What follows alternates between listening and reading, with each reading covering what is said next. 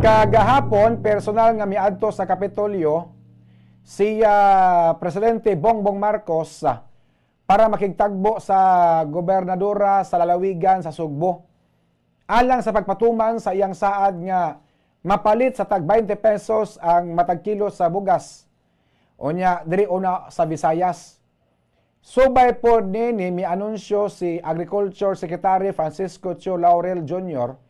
nga ang pagbaligya sa tag 20 pesos nga kilo sa bugas, mulungtad lang kini hangtod sa buwan sa Disyembre karong tuiga.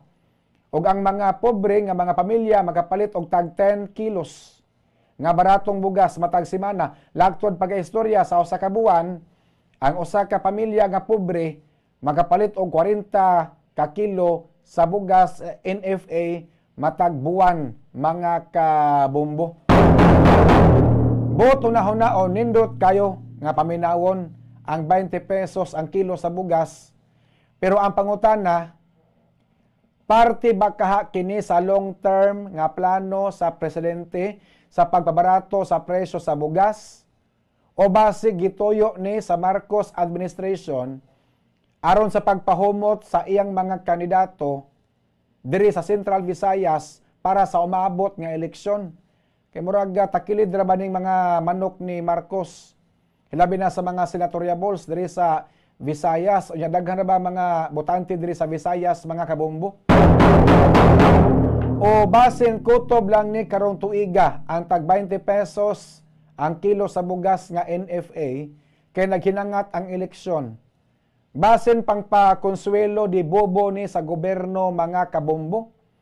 Matod pa ni Vice President Sara Duterte nga dunay problema sa boto ang mga kandidato ni Bongbong Marcos diri sa Visayas. Maong dinhi sa Visayas ipatuman ang pagpabaligya og bugas nga tag 20 pesos aron magpa-good shot sa mga botante mga kabombo. Pangutana, nganong karon pa ipatuman ang tag 20 pesos nga bugas nga NFA? Tungod ba kay daghan na ang wala makauyon sa Marcos administration? Tungod ba kay padong na ang eleksyon maong gihimong tag 20 pesos ang kilo sa bugas? Pangpagod shot sa mga botante? Og aron matuman ang tag 20 pesos nga kilo sa bugas, kinahanglan pa mo gasto og pipila ka milyon ang gobyerno para isubsidize sa bugas nga NFA aron mahimong tag 20 pesos ang kilo. Aron lang yun matuman ang gisaad ni Presidente Bongbong Marcos.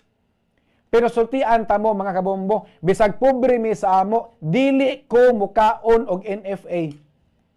Mas lami mukaon og humay nga dili baho. Bahalag pobre basta hilas. Bahalag pobre basta kay mukaon pud tag lami nga bugas. Kay ang pagkaon og bugas mao man ay maghatag og kusog pud sa atong lawas. Nga sa atong pagpanarbaho, lawas pod biya ang puhunan. Ug magluya ka, dili ka productive sa imong trabaho. Subay nini, ni padayag og kasagmuyo si Agriculture Secretary Francisco Chu Laurel Jr. sa gisulti ni Vice Presidente Sara Duterte nga nag-question sa kalidad sa bugas nga ibaligya nga tag 20 pesos matag kilo ubos sa maong programa sa gobyerno. Matod pa ni Laurel nga ang Department of Agriculture family nasakitan sa gisulti ni Vice President Sara Duterte nga murag kunog pagkaon sa hayop, murag lamaw, murag pagkaon sa hayop ang tag 20 pesos nga bugas. Og basin gibudol na pod nila ang mga tao, mga kabombo. Kani nga linya nasakitan ang Department of Agriculture sa gisulti ni Sara Duterte nga murag pagkaon sa hayop ang bugas nga ibaligya nga tag 20 pesos ngadtos mga pobre nga mga tao, mga kabombo. Gipasabot ni Laurel nga ang ahensya committed sa pagsiguro sa kalidad sa bugas nga gihatag ubos sa maong programa. Unya na mahayag usab ang Malacañang nga dili politikanhong motibo ang pagpili sa Kabisayan isip pilot area sa tag 20 pesos nga kilo sa bugas nga mapalit na sa sunod semana diri sa Region 6, Region 7 o Region 8 mga kabombo. Atol sa press briefing sa Malacañang, si Palace Press Officer Claire Castro miingon nga usa sa mga rason sa pagpili sa Kabisayan tungod kay mas daghan ang mga tao sa Visayas. Dili gyud na maugod, daghan gyud ang voting population sa Visayas. Maong inyong giuna ang Visayas, mao na. Oh, kay matod pang Claire Castro, daghang tao sa Visayas ang nanginahanglan og barato nga bugas ug ang National Food Authority adunay igo nga stock sa bugas diri sa region mga kabombo. Dugang pa niya nga ang mga lokal nga kagamahanan sa Kabisayan mao'y unang nipadayag sa ilang kaandam nga makig-alayon sa nasudnong kagamahanan sa pagpatuman sa maog programa mga kabombo. Nakadamdam ko kaniadto gisugda naman sa Kapitolyo sa ilang sugbo merkadong barato nga diin ang Kapitolyo ni palit og tag 25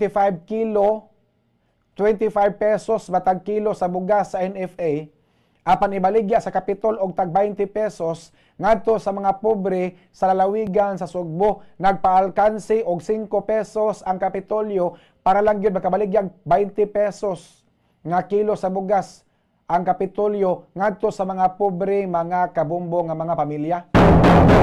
Nahunong to kay unsa po tong NFA nga mga officer kaniadto di naman baligyaan og 25 kilos nga bugas sa NFA ang Kapitol. Dito naman gipamaligya noon sa mga rice traders, mga negosyante og bugas, mga kabombo. Dito gipamaligya ang NFA.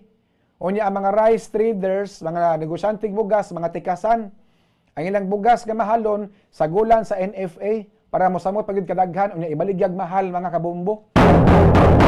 Mao to nga nabulabog to mga officer sa NFA kaniadto gipang-file ang kaso gato karon sa ombudsman nga suspenso gyud mga kabombo. O karon gibanhaw pagbalik gibalik ang kaniang programa sa Kapitol pero karon dili na ang Kapitol mao imo dumala ang Department of Agriculture na. Ang programa sa Kapitol kaniadto gisundog sa Department of Agriculture kining pagbaligya og bugas nga tag 20 pesos sa mga kabombo. Pero na limitation dapat sa usa ka semana 10 kilos lang ang mapalit.